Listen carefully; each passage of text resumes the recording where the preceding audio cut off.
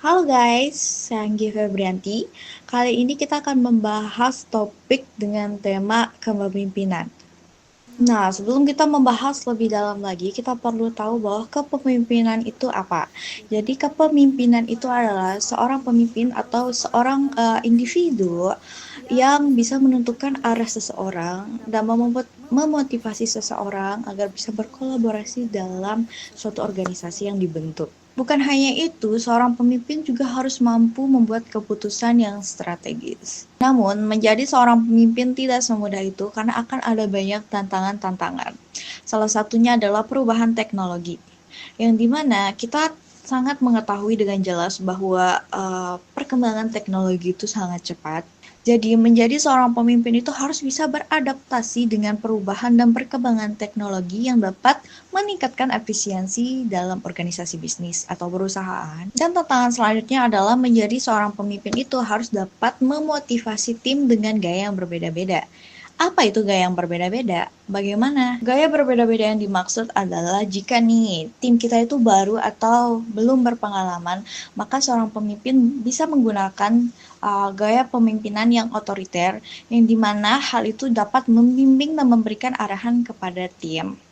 Sedangkan untuk tim yang sudah berpengalaman, maka seorang pemimpin boleh menggunakan, bukan boleh, maksudnya bisa menggunakan sistem kepemimpinan yang demokratis, yang dimana uh, tim bisa diajak berpartisipasi untuk mengambil keputusan atau juga memberikan saran-saran yang bermanfaat untuk organisasi.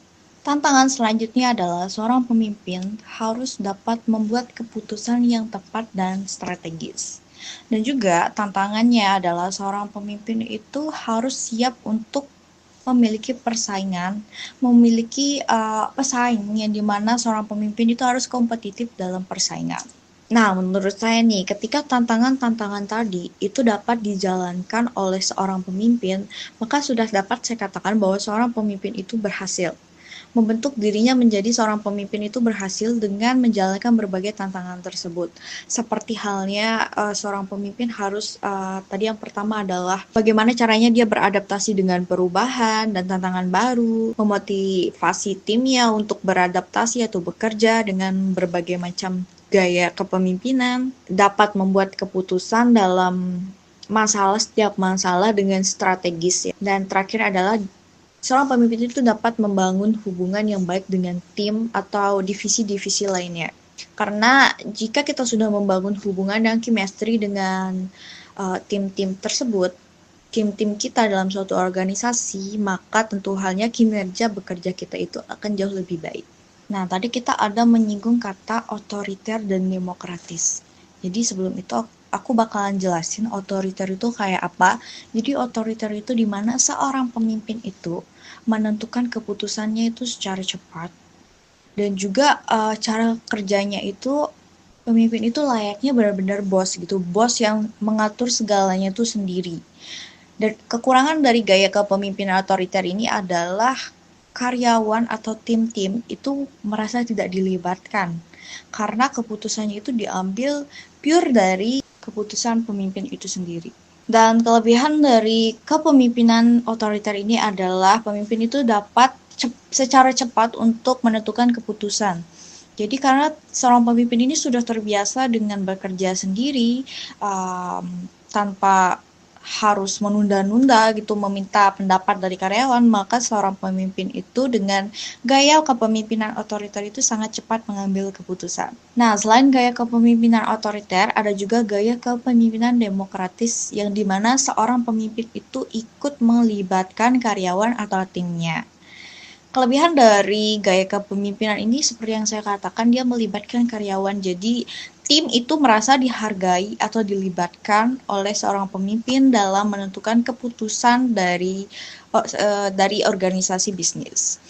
Dan kekurangannya itu adalah kebalikan dari gaya kepemimpinan otoriter, yang dimana dalam gaya kepemimpinan demokratis keputusan itu akan lambat diambil karena kita perlu mengadakan seperti meeting, berbagi pendapat dan arahan dari tim, yang dimana kita benar-benar merikut sertakan pendapat mereka.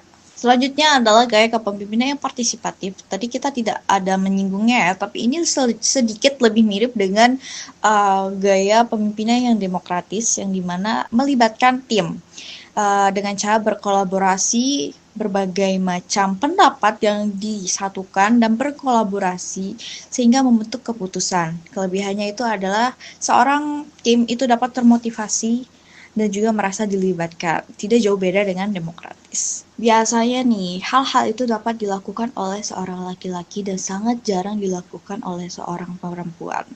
Namun sekarang seperti yang kita tahu, seorang perempuan pada saat ini banyak menjadi seorang pemimpin. Namun ada pun pro kontra antara kesenjangan gender menjadi seorang pemimpin. Menurut aku nih, kesenjangan antar gender yang dimaksudkan itu yang dimana ketika dalam tim pro atau setuju, kalau dari aku pribadi aku setuju ya, seorang wanita itu bisa menjadi seorang pemimpin, memiliki peluang menjadi seorang pemimpin, yang dimana karena seorang wanita itu sangat komunikatif, empatinya itu tinggi, maka hal itu dapat memberikan kenyamanan pada tim. Seperti yang kita tahu dalam suatu organisasi atau tim, kenyamanan itu lebih diutamakan. Nah, selanjutnya tadi kita udah membahas mengenai bagian setujunya nih, bagian pro-nya. Sedangkan apa sih penyebabnya, kontranya, mengapa seorang wanita itu sangat jarang menjadi seorang pemimpin, menjadi kesenjangan? Itu karena mungkin seperti yang kita tahu ya, sesama wanita, kita itu tipikal orang yang emosional, yang dimana kita itu gampang baper, bawa perasaan, sehingga mereka menganggap bahwa itu kita bekerja tidak akan maksimal karena kita terlalu membawa perasaan. Oleh karena itu kita harus menunjukkan atau bekerja lebih keras lagi untuk membuktikan bahwa seorang wanita itu layak juga menjadi seorang pemimpin. Dan kelebihannya itu adalah kita juga dapat memotivasi orang-orang. Di samping itu kita perlu akui juga bahwa seorang wanita itu sangat kuat ya, walaupun harus sedikit lebih keras untuk menunjukkan bahwa seorang wanita itu juga mampu menjadi seorang pemimpin. Jadi buat kalian nih yang cita-citanya pengen jadi seorang pemimpin, tapi kalian perempuan, jangan sampai berkecil hati. Kita harus tunjukin bahwa kita juga mampu. Perlu kita buktikan kepada orang-orang agar tidak dipandang sebelah mata lagi. Nah, kalau nanti nih, kalau misalnya aku menjadi seorang pemimpin, kebijakan pertama yang aku buat adalah kesetaraan gender. Nggak ada lagi pembedaan antara wanita ini lemah lah, laki-laki ini lebih unggul lah, nggak ada ya. Lebih ke kesetaraan gender. Dan kebijakan selanjutnya adalah aku akan meningkatkan SDM, sumber daya manusia, dengan cara melakukan pelatihan dan pendidikan agar tidak ada lagi terjadinya suatu korupsi. Itu dengan cara setiap apapun itu harus transparan atau transparansi guna untuk mencegah adanya tindakan korupsi yang sangat merugikan negara. Selanjutnya adalah kebijakan yang akan aku buat ketika aku menjadi seorang pemimpin adalah meningkatkan teknologi guna untuk menghadapi persaingan ekonomi ya, bukan hanya di dalam negara tapi juga di luar negara agar negara kita itu lebih berkembang dan maju. Nah, jadi tadi kita sudah cukup lama ya membahas mengenai topik dengan tema kepemimpinan. Jadi aku rasa pembahasan kita cukup sampai di sini saja. Terima kasih buat kalian yang sudah mendengarkan video aku hari ini. Semoga kalian tetap dalam keadaan sehat. Sekian dari aku. Wassalamualaikum warahmatullahi wabarakatuh.